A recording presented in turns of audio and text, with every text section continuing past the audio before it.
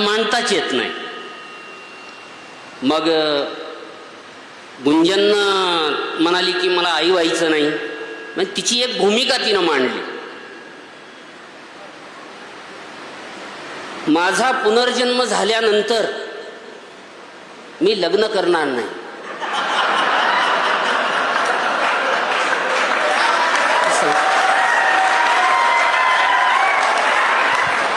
नारायण नारायण लग्न करणार नाही हे का याला सपोर्ट मी देतो बरं का. माझं ना तिच्यावर अफेअर होतं कॉलेजमध्ये, बायकोवर अफेअर होतं दोघांचं. त्यावेळेस ती मला प्राणनाथ म्हणायची, प्राणनाथ. लग्न झाल्यावर ती मला नाथ म्हणायला लागली आणि 2 पोरं झाल्यावर मी अनाथ झालो. पुढच्या जन्मी तू लग्न करू नकोस. प्रत्येक पुरुषाचं दुःख हेच आहे.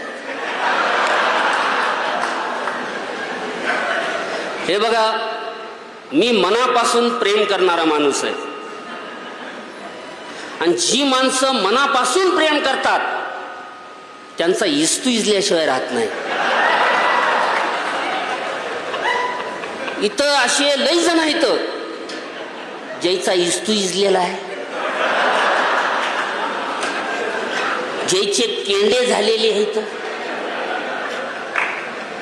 ज्याचे आडतास कडतास लागून त्याचा ढेपसा झालाय.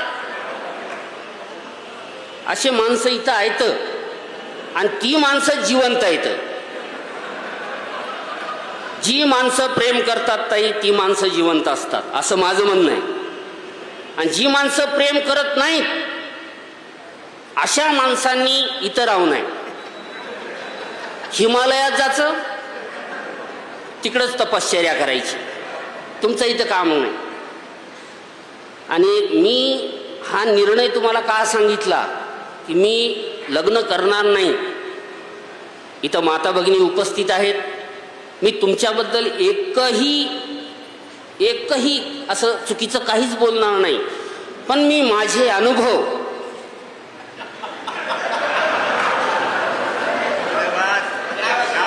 आणि इथं माझ्यासारखे नवरा नावाच्या जमातीचे जे लोक आहेत त्यांचा म्होरक्या म्हणून मी इथं माझी भूमिका मांडणार. देश स्त्रीप्रधान आहे हे मान्य आहे मला. स्त्रियांचं स्थान मोठं आहे हे पण मान्य आहे मला. स्त्रिया कर्तृत्वान असतात हे पण माहीत आहे मला. आणि प्रत्येक कर्तृत्वान पुरुषाच्या मागे एक स्त्री असते हे पण मान्य आहे मला. आपण तुळजापूरला साक्षात जगदंबेचं दर्शन घेतो. मी माझ्या घरात चंडीचं,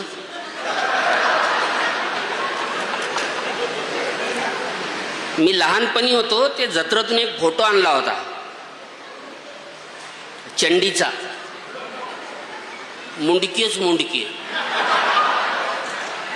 जीभ बाहेर, हातात वेगवेगळे शस्त्र. मला त्या गोष्टीचा प्रत्यय माझ्या घरी येतो. मरती राहतर आहे साहेब, खोटं बोलत नाही मी. या उजेडाची आण घेऊन सांगालो. लग्ना अगोदर मी एका बाबाकडे गेलो होतो. बाबाला म्हणजे हे सगळी अशी अनुभव संपन्न माणसं जी आहेत त्यांनी सांगितलं एखाद्या बाबाचं दर्शन वगैरे घे. मी बाबाकडे गेलो. बाबांना म्हणलं बाबा स्त्री म्हणजे काय.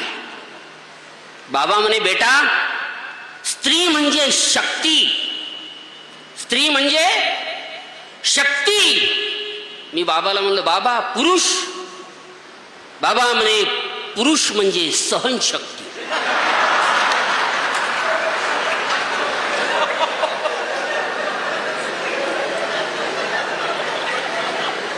लग्न करायचं होतं. मी म्हणलं बाबाला बाबा लग्न म्हणजे काय. बाबानं खूप सुंदर व्याख्या केली हो. बाबा म्हणे बेटा लग्न म्हणजे 2 आत्म्यांचं मिलन. किती सुंदर व्याख्या. लग्न म्हणजे दोन आत्म्यांचं मिलन, हे मिलन झाल्यानंतर त्याच्यातला एक आत्मा परमात्म्याला भेटण्यासाठी तडफडत राहतो.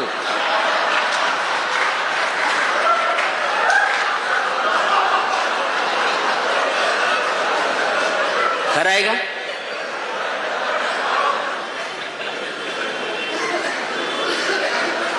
आणि म्हणजे घडल्या प्रकारानं म्हणजे माझ्या नशिबानं, घरच्यांच्या सहकार्यानं माझं लग्न झालं. माझं लव्ह मॅरेज आहे. तुम्हाला वाटणार नाही माझ्या तोंडाकडे बघून, पण माझं लव्ह मॅरेज आहे. आता लई लोकांना प्रश्न पडतो, लव्ह मॅरेज म्हणजे लई मोठी गोष्ट असते. अरेंज मॅरेज आणि लव्ह मॅरेज मध्ये काहीच फरक नाही. अरेंज मॅरेज म्हणजे इकडचे 4-5 बोलवायचे, तिकडचे 4-5 बोलवायचे, गारुड्याजवळ जायचं आणि नागिन डसून घ्यायची.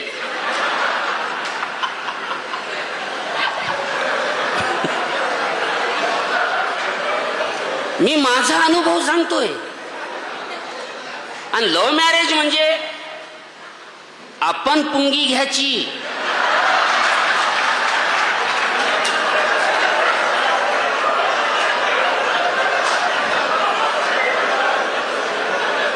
शोधायचं वारूळ कुठे.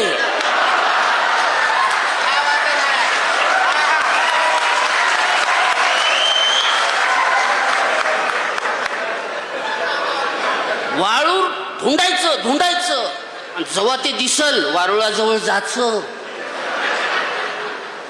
पुंगी वाजवायची. तिला म्हणायचं ये भाई.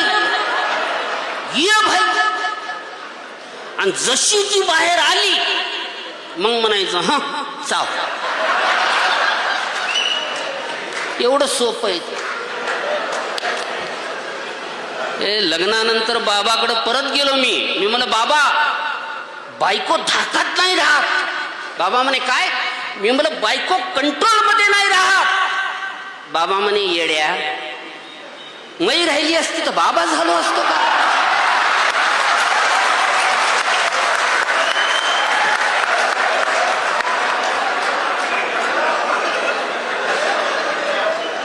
हे माझं कर्तव्य आहे की माझ्या जमातीचं मी नेतृत्व केलं पाहिजे. आमचंही दुःख आहे, आम्ही एकमेकात बोलतो, पण या सगळ्यांचं दुःख मी इथून बोलतो. मी बोलका रसिक आहे, हे मुके कवी आहेत. ह्याच्यामध्ये एवढ्या वाटोळा फिराल्या. बायकोच्या पायात काटा मोडला आणि स्वतःच्या गैरसमज नसावा. माझा मित्र मोबाईलवर बोलत होता, 15 मिनिट झाले, 20 मिनिट झाले, अर्धा घंटा झाला, पाऊण तास झाला. मी म्हणलं कुणाला बोलायलास? ते म्हणे बायकोला. अभि म्हणलं बायकोला एवढा वेळ बोललं जातं का? ते म्हणे आपली थोडीच आहे.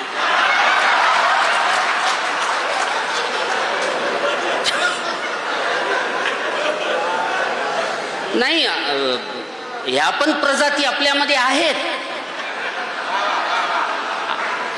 नाही असं नाही, आहेत.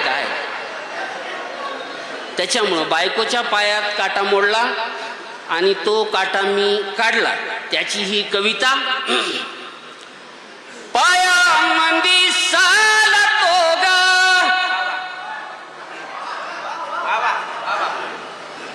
ठीक आहे, हे इथंच म्हणा. कवी संमेलन उशिरा सुटलं तर घराजवळ जाऊन म्हणू नका, कुणाला डिस्टर्ब नाही करायचं आहे, अशी गोष्ट आहे.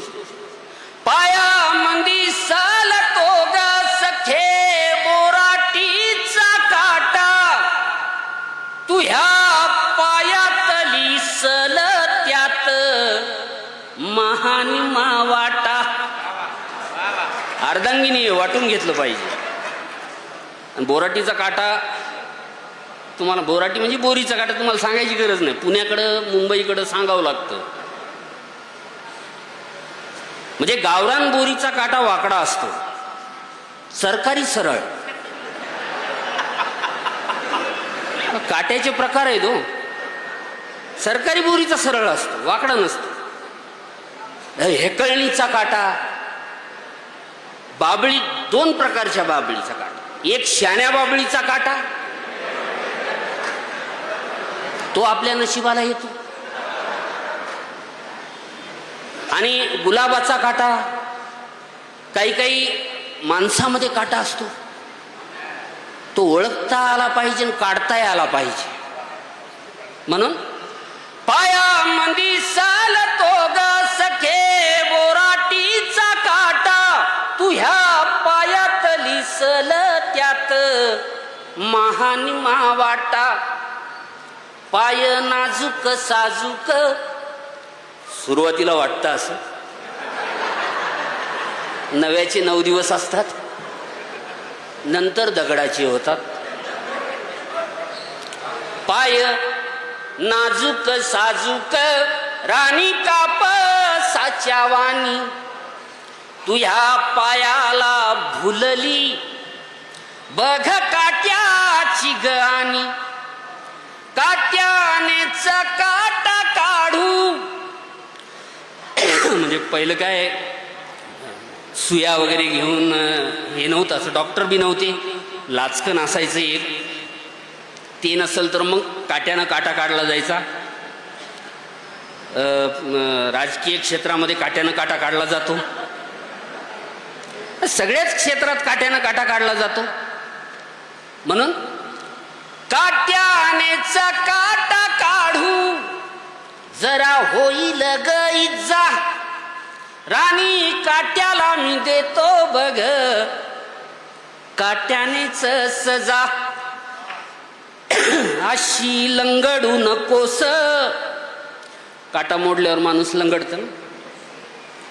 अशी लंगडू नकोस, घडी भर बस राणी, मुचकुनी काट्यानं ग, मुचकुनी म्हणजे शेंडा, मुचकुनी काट्यानं ग झाली गाजराच्या वाणी.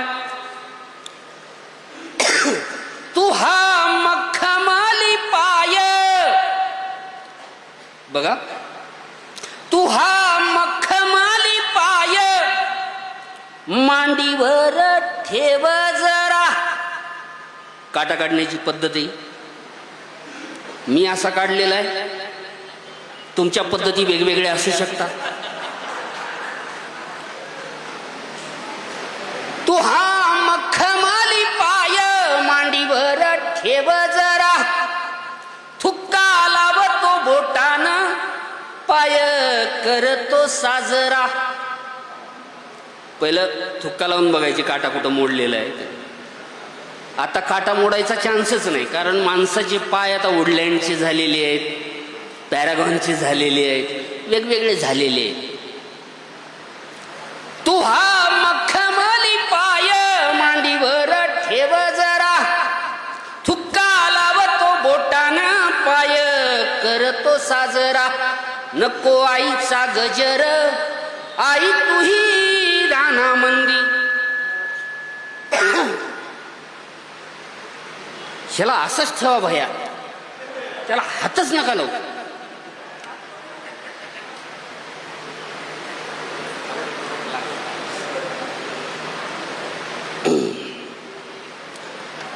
मध्ये असं मधी मधी ओरडायला लागलं की बायकोची प्रकर्षानं आठवण येते.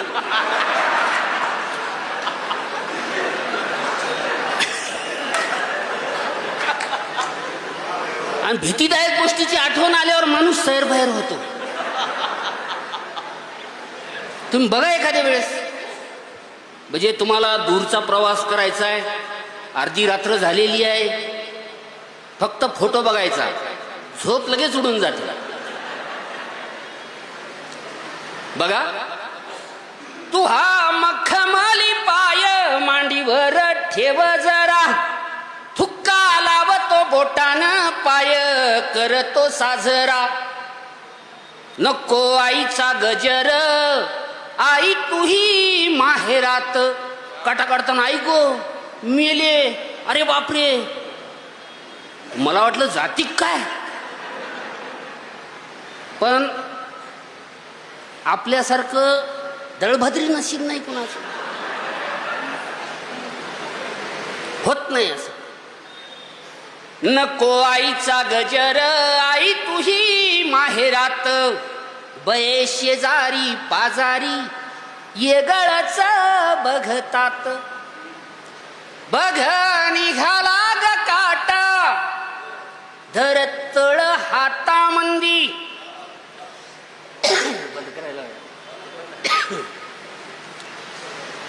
आमची संस्कृती काय सांगते, काट्याला पण तळ हातावर घ्या, खेळवा. काट्याचा सन्मान करणारी आमची संस्कृती आहे. म्हणून आणि प्रत्येकानं लहानपणी काटा मोडल्यावर एक खेळ खेळलेला आहे, तोच खेळ याच्यामध्ये आहे. ज्या माणसानं हा खेळ खेळला तो जगातला सगळ्यात श्रीमंत माणूस, कारण त्याच्याकडं आठवणीची शिदोरी आहे. आणि ज्या माणसाला काटा मोडल्यानंतर त्यानं हा खेळ खेळला नाही, असा दलिंदर माणूस या पृथ्वी तलावर नाही. अशा माणसाला 4 मजली इमारतीवर घेऊन जायचं आणि मुंडक्यावर सोडायचं. नाही गेला तर परत न्या. म्हणजे ज्याला गुलाबाचा सुवास येत नाही, चीच बघितल्यानंतर ज्याच्या तोंडाला पाणी येत नाही, अशा दलिंदर माणसानं जगून काय फायद्याचं नाही. म्हणून बघ निघाला ग काटा धरतळ हातामंदी, पापणीच्या केसान ग त्याला कर जाय बंदी. चोर आहे का पोलीस आहे कळालं पाहिजे. पापणीच्या केसान ग त्याला कर जाय बंदी. बघ मुचकुनी काटा, बघ मुचकुनी काटा केलं दोघाला बेजार. काट्याचा महिमा.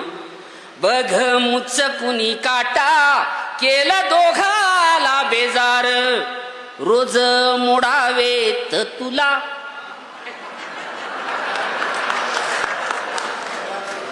रोज मोडावेत तुला काटे हजार हजार. तू ग नाजूक हारणी. लेकीबाळी माहेरला आल्या की आज्या म्हाताऱ्या कोताऱ्या बाया अशी मया करतात ना, त्याला काय आला बला वगैरे म्हणतात वाटतं. लग्नानंतर मला कळालं ते आपल्यावर मोडलेले असतात. गणित समजून घ्या साहेब, साधं गणित नाही. आणि त्याचं त्या म्हाताऱ्या कोताऱ्या बायांचं बोलणं लई भारी असते. मै हरण, मै सुगरण, मो छकुल, मो सोनं, मो पिल्लू. त्याला काय माहित आहे आतंकवादी कारवाया करून आले. सहन आपल्याला करावं लागतं. माझा मित्र संभाजीनगरला बायकोचा हात हातात घेऊन गुलमंडीमध्ये फिरत होता. मी म्हणलं, अरे मित्रा, तुझ्या लग्नाला एवढी वर्ष झाली तरी तुझं बायकोवरचं प्रेम तसूभरही कमी नाही झालं. ते बघून माझ्या डोळ्यात असं टचकन पाणी आलं. ते म्हणजे येड्या, तसं नाही, हात सोडला की दुकानात घुसते.